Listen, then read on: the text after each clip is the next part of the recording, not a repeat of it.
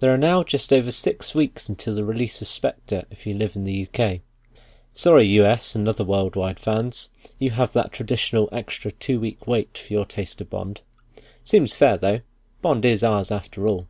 With the release nearly upon us, and because it'll be difficult for me to keep up with all of the breaking news as it happens, I'm aiming to release a weekly video summarising the latest Spectre and Bond related news over the last week. There's been a lack of news lately, but this week is where the publicity machine started getting into gear. Jumping back to the 1st of September, Daniel Craig caused a bit of a stir through his exclusive Esquire interview. In it, Craig appeared to be hesitant about his future as Bond. He says that he can't even conceive being involved in Bond 25 at the moment. This doesn't mean he won't appear for a 5th outing, but he certainly isn't going to be rushed into making a new one just yet. I'm personally anticipating another 3-year wait for the next entry in the series. This news apparently opened the floodgates for the tabloids to start running the next Bond story.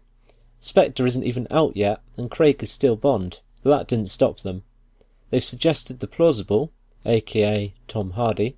They've announced actors that would be too old to start playing Bond now, let alone in 3 years' time, or 6 if Craig does one more, aka Idris Elba. They're also, bizarrely, throwing David Beckham's name into the mix.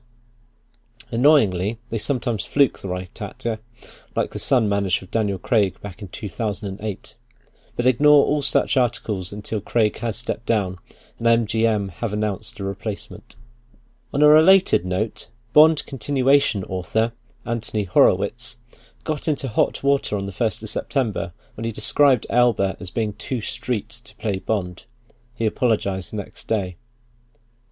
Spectre news started filtering through on the 4th of September, when a brand new poster was released.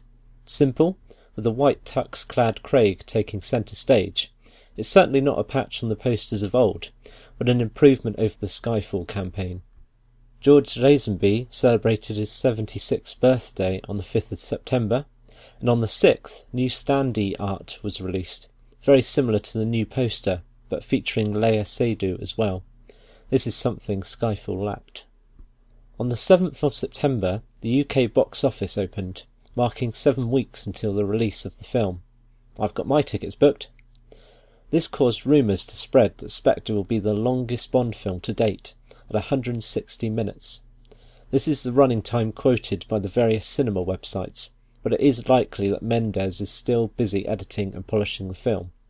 The best confirmation of running time will be when the BBFC certificate the film.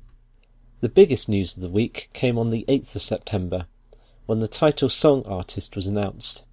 Unless you've been living under a rock for the last week, spoiler alert, it's Sam Smith, a man who's denied it every step of the way and probably employed Ellie Goulding to post misleading tweets to take the pressure off him. He gave the game away the night before, with a very unsubtle clue of a Spectre ring posted to his Twitter feed. The track will be called Writings on the Wall, seeing a return to a Bond theme not named after the film, which is probably a good thing, because writing a song around the word Spectre is only going to end badly. The song will be released on September the 25th. This is a canny decision by the Bond producers once again. Like Adele, Sam Smith is big right now, winning awards left, right and centre, and comes complete with a big fan base. Not only will the track be a daily reminder of the film's impending release, but it will no doubt encourage more people to go and see a Bond film, ensuring good box office figures.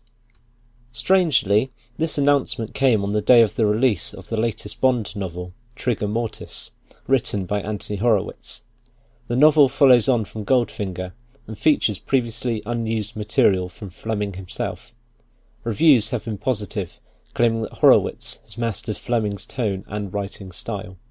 With Sam Smith dominating the news, the new release flew under the radar somewhat. Also on this day, a new image was released featuring Waltz and Seydoux. One can only speculate about the image, but this could be from Oberhauser's secret lair, having kidnapped Swann. She certainly doesn't look comfortable. Could this also mean a classic Bond must defeat the villain and rescue the girl type ending? On the 9th of September, Chinagraph, who are involved with editing the Spectre trailer, confirmed on Twitter that another trailer is on the way, as posted on Reddit. It remains to be seen whether this is simply a TV spot or a full-blown trailer. So far, we've only had one teaser and one full trailer, so another is due. Finally, on the 10th of September, yet more posters and banners were released. The skull image from the pre-title sequence is still featuring prominently. Could this be foreshadowing something in the film? One poster is very similar to the standee art, but with Bond in a regular dark-coloured tux and with more colour featuring. The best of the bunch is the new banner art with the colourful 007 logo. Alongside the posters, a new TV spot was also released. The sequence that featured most prominently was the train scene, with some extra dialogue and fight scene flashes seen. Belvedere also launched their Bond campaign, having announced their partnership with Bond last year. Stephanie Sigman, who features in the pre-title sequence, is fronting the campaign. The special vodka bottles are now available in stores.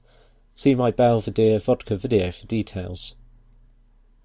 All in all, it's been a very busy week for Bond news. As expected, things are starting to ramp up now, so expect more busy weeks to come in the run-up to Spectre.